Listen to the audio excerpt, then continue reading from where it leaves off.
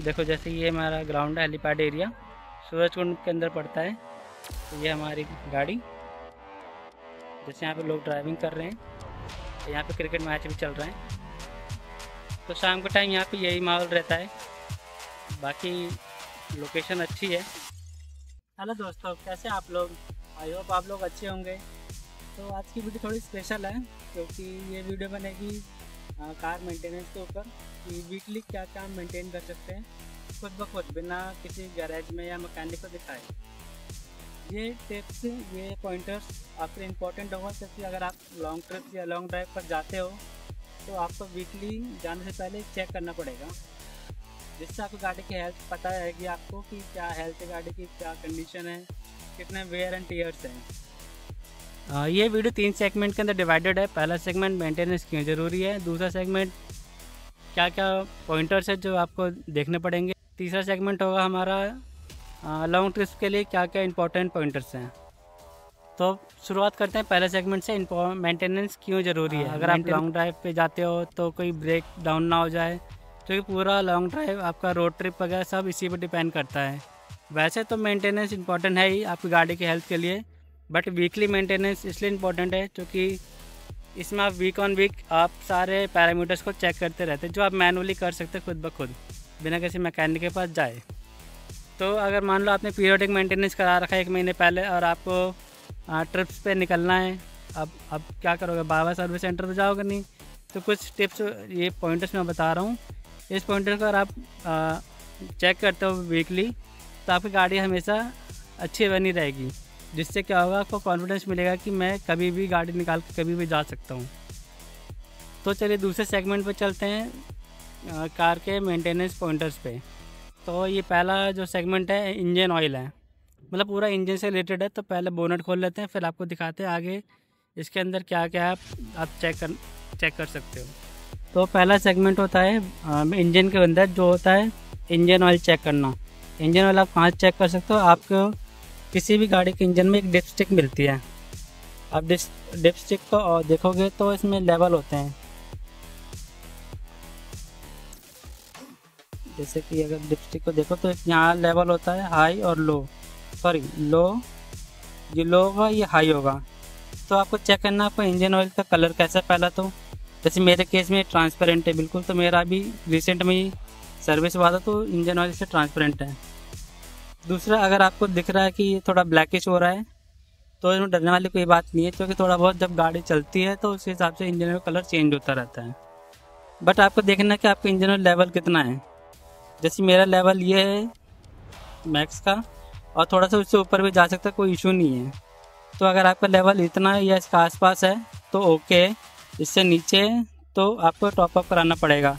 और आपको दिख रहा है आपको इंजन ऑयल लेवल थोड़ा बहुत ही ऊपर आ गया, यहाँ तक अप्रोक्स आ गया या यहाँ तक आ गया, दैट मीन्स आपका गाड़ी के अंदर इंजन ऑयल का लेवल बढ़ रहा है। तो आपको चेक कराना पड़ेगा क्यों बढ़ रहा है।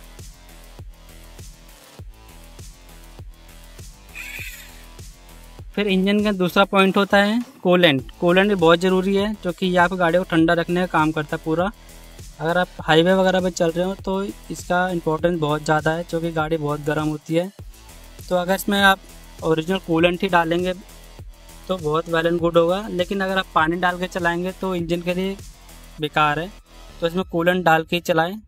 कूलेंट 2 तरीके के आते हैं, एक तो डायरेक्ट जिसमें कुछ मिलाना नहीं होता, एक होता है जिसमें मिलाने के लिए बोलता है कि पानी ऐड कर सकते हो। मैं यूज़ करता हूँ डायरेक्ट वाला, जिसमें पानी ऐड करने की कोई दिक्कत नहीं होती, मतलब कोई नीड भी नहीं होती। तीसरा पॉइंटर है ब्रेक फ्लूइड। ये भी आपका लेवल यहाँ फुल तक होना चाहिए, जहाँ तक इसका मार्क हो रखा है। इससे नीचे तो आपको टॉप अप कराना बहुत ज़रूरी है, क्योंकि हाईवे पे या हाई स्पीड में ब्रेक ऑयल थोड़ा कम होगा तो आपका ब्रेक्स काम नहीं करेगा बिल्कुल भी।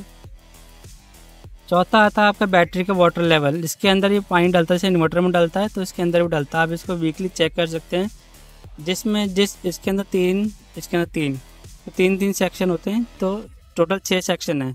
तो इन 6 के 6 सेक्शन में आपको वाटर लेवल चेक करना होगा बैटरी का क्या है। अगर किसी में कम होता है तो आप बैटरी का या इन्वर्टर का जो पानी होता है वो ला कर टॉप अप कर सकते हो। उसका पॉइंटर आपका होता है टायर्स।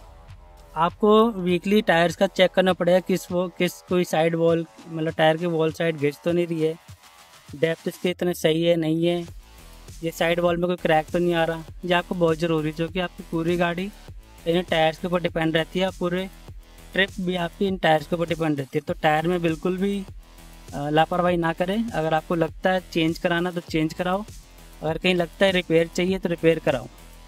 साथ ही साथ इसका टायर प्रेशर जो कंपनी की तरफ से आता है, मेरे में आता 32 PSI, तो वो टायर प्रेशर मेंटेन होना चाहिए, क्योंकि ज़्यादा रहेगा, मान लो समर टाइम में ज़्यादा रखते हो तो टायर फटने के चांसेस ज़्यादा होते हैं। और ठंड में आपको बराबर रखना पड़ेगा, और समर में थोड़ा कम रखोगे तब भी कोई दिक्कत नहीं आती, क्योंकि वो समर टाइम थोड़ा हवा गर्म होती है तो फैल जाती है, तो वो PSI बराबर हो जाता है। लेकिन आप कोशिश करो कि अपने टायर के वही PSI रखो जो कंपनी ने दे रखी है। मैं इंजन के अंदर एक और चीज़ बताना भूल गया था, वॉशर फ्लूइड लेवल। यह भी बहुत ज़रूरी है, क्योंकि अगर इसमें पानी नहीं होगा तो आपको इमरजेंसी के अंदर शीशा साफ़ करना होगा तो आपको बाहर निकल के साफ़ करना पड़ेगा विंडशील्ड को। अदरवाइज़ आप यहीं से विंडशील्ड साफ़ कर सकते हो सीधा अपने वाइपर से के थ्रू डायरेक्ट। लेकिन उसके लिए इसके अंदर लेवल पानी का होना ज़रूरी है, और जो खाली भी नहीं चला सकते, क्योंकि खाली चलाओगे तो अंदर मोटर होती है वो रुकने के चांसेस होते हैं, तो इसलिए इसके अंदर थोड़ा वाटर रखें। आप क्लीनिंग एजेंट आप अपने हिसाब से कुछ भी डाल सकते हो, लेकिन मैं प्रेफर नहीं करूँगा कि आप वाटर फ्लूइड के अंदर कोई क्लीनिंग एजेंट डालो, क्योंकि उससे मोटर चोक होने के चांसेस ज़्यादा होते हैं। तो नेक्स्ट पॉइंटर होते हैं आपकी गाड़ी के सारे लाइट्स, लाइक फॉग लाइट हो गया, हेडलाइट हो गया, इंडिकेटर्स हो गए, तो ये सारे फंक्शन होने चाहिए, क्योंकि रात के टाइम यही आपके सेफ्टी पॉइंट्स भी होते हैं। क्योंकि रात में अगर ड्राइव करते हो, अगर ये इनमें कोई दिक्कत आएगी तो आपको थोड़ा सेफ्टी का इशू हो सकता है, क्योंकि अगर ये हेडलाइट नहीं चलेंगे तो आपको सामने दिखेगा नहीं। फॉग लाइट ऑप्शनल होते हैं, क्योंकि ये नीचे का दिखाते हैं आपको, अगर है तो वेल एंड गुड, नहीं है तो आप लगवा भी सकते हो। बाकी इंडिकेटर्स टर्न सिग्नल में आपको बहुत हेल्प करेंगे, क्योंकि रात का टाइम आप हाथ दोगे तो गाड़ी से दिखेगा नहीं किसी को भी, तो इंडिकेटर्स बहुत ज़रूरी है। तो सेम ऐसे ही पीछे के indicators, tail light, reverse light आपके फंक्शनल होने चाहिए, बिल्कुल कोई इशू नहीं आना चाहिए। क्योंकि अगर आप हाईवे पर चलते हो, अगर ये ब्रेक लाइट्स या टेल लाइट्स नहीं जलेंगे तो पीछे वाले को पता नहीं चलेगा कि आप रुके हुए हो या वो चल रहे हो।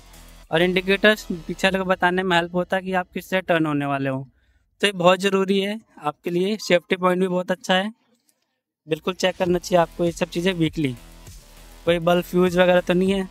तो यहाँ तक हमारे 2 सेगमेंट ख़त्म हो गए हैं। अब चलते तीसरे सेगमेंट पर, जो है लॉन्ग ड्राइव चेकलिस्ट पे, जिसमें पहला आता है हमारा टायर।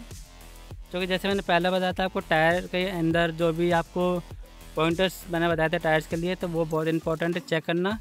दूसरा इसके अंदर आता है स्टेपनी वाला टायर, जो आपका स्पेयर व्हील होता है, उसके अंदर भी आपका सेम चेक करना होता है, कोई क्रैक्स वगैरह नहीं है, या फिर कोई एयर प्रेशर वगैरह कम ना हो, कोई पंचर ना हो, तो ये बहुत ज़रूरी है स्टेपनी का भी चेक करना। फिर आता है हमारा टूल्स। तो चलिए मैं टूल्स दिखाता हूँ आपको, टूल्स का क्या इंपॉर्टेंट है और होने भी चाहिए आपको।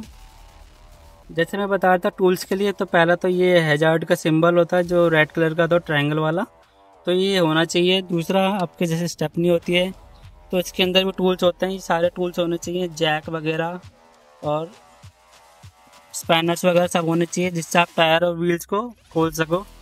तीसरा हमारा होता है ये टायर का इन्फ्लेटर, जी मेरे को कंपनी की तरफ से मिला था, तो टायर इन्फ्लेटर भी होना इम्पॉर्टेंट है, जिससे आप अपने टायर के अंदर प्रेशर को मेंटेन कर सको। तो नेक्स्ट पॉइंट पे चलते हैं, जो है हमारा एयर फिल्टर। जैसे गाड़ी के इंजन में भी एयर फिल्टर होता है, सेम वैसे ही एयर फिल्टर हमारे गाड़ी के अंदर होता है, जिसे बोलते हैं हम कैबिन फिल्टर या AC फिल्टर। तो आप ये AC फिल्टर वीकली भी चेक कर सकते हो, और जो गाड़ी के इंजन के अंदर होता है जो एयर फिल्टर, उसे भी वीकली चेक कर सकते हो मैनुअली। इसमें किसी की हेल्प ज़रूरत नहीं है, बस आपको पता होना चाहिए कैसे खुलता है। तो उसके लिए आप कोई यूट्यूब पे वीडियो देख सकते हो इसके रिगार्डिंग की कैबिन का एयर फिल्टर कैसे खोला जाए स्पेसिफिक मॉडल के अंदर गाड़ी के। नेक्स्ट पॉइंटर्स पे आते हैं हमारे पास डॉक्यूमेंट्स। अगर आप लॉन्ग ड्राइव पे जा रहे हो या रोड ट्रिप्स पे जा रहे हो तो डॉक्यूमेंट्स होना बहुत ज़रूरी है। डॉक्यूमेंट्स में आपका होना चाहिए RC, DL, PUC, insurance paper, ये चारों तो बहुत इंपॉर्टेंट है ही। साथ में अगर आप कहीं पहाड़ पर जा रहे हो तो उसका परमिट भी आप ऑनलाइन पहले निकाल सकते हो, वो होना ज़रूरी है। और सारे डॉक्यूमेंट आपको हार्ड कॉपी में भी होना चाहिए और सॉफ्ट कॉपी में भी होना चाहिए। तो कुछ जगह पे पुलिस वाले नहीं मानते सॉफ्ट कॉपी, तो हार्ड कॉपी दिखाना पड़ता है। हालांकि ऐसा नहीं होता हर जगह, बट फिर भी आप टाइम वेस्ट ना हो आपका ट्रिप के अंदर, तो इसके लिए आप मेंटेन करके चलो सॉफ्ट कॉपी भी और हार्ड कॉपी भी, जो जैसा मांगे मान जाए वैसे दिखा दो। फिर आता है जैसे अगर आप रिमोट लोकेशन पे जा रहे हो, रोड ट्रिप पे रिमोट लोकेशन है, तो आप उससे पहले मैप को ऑफलाइन डाउनलोड कर लेना, क्योंकि रिमोट लोकेशन में नेटवर्क का इशू बहुत होता है, तो आप खो ना रास्ते पे, इसलिए ऑफलाइन मैप भी ज़रूरी है। तो उसको आप डाउनलोड करके रख लो अपने फ़ोन के अंदर। गूगल मैप के अंदर तो फीचर है, बाकी अगर आप कोई दूसरा मैप यूज़ करते हो तो उसका आपको देखना पड़ेगा। हालांकि मैं गूगल मैप यूज़ करता हूँ, इसके अंदर बहुत ये फीचर है, तो मैं इसको तो यूज़ करता ही हूँ कि ताकि मेरे को कहीं डायरेक्शन में दिक्कत ना हो, चाहे नेटवर्क हो या ना हो। ऑफलाइन मैप बेस्ट है। फिर नेक्स्ट पॉइंटर आता है, जैसे कि अब छोटा सा पॉइंटर है, लाइक इससे कुछ फ़र्क इतना पड़ेगा नहीं, बट फिर भी जैसे होता है लॉन्ग ड्राइव पे चार्जिंग का इशू, कि मल्टीपल डिवाइसेस है हमारे पास, तो कुछ चार्ज होते कुछ नहीं होते, तो उसके लिए पावर बैंक आप रख सकते हो। तो एक गाड़ी के अंदर तो आप चार्ज कर ही सकते हो, लेकिन अब बाई चांस गाड़ी कहीं और है तब आपको डाउन हो जाए, तो पावर बैंक होना भी ज़रूरी है। अगर रोड ट्रिप पे जा रहे हो तो इससे रोड ट्रिप थोड़ा आसान हो जाता है, कि आपको किसी डिपेंड नहीं रहना पड़ेगा कि चार्जर कहाँ है, तो इसलिए फटाफट अपना चार्जर पावर बैंक निकाला और चार्ज कर लिया कहीं पे भी। तो दोस्तों ये था हमारा car weekly maintenance and long drive checklist. अगर आपको ये वीडियो हेल्पफुल लगा हो तो लाइक ज़रूर करें, कमेंट करें और बताएं कि नेक्स्ट कंटेंट हम किस टॉपिक पर बनाएं। और हाँ, सब्सक्राइब करना मत भूलिएगा घुमक्कड़ फैमिली को। तो तब तक के लिए घूमते रहिए, सेफ रहिए।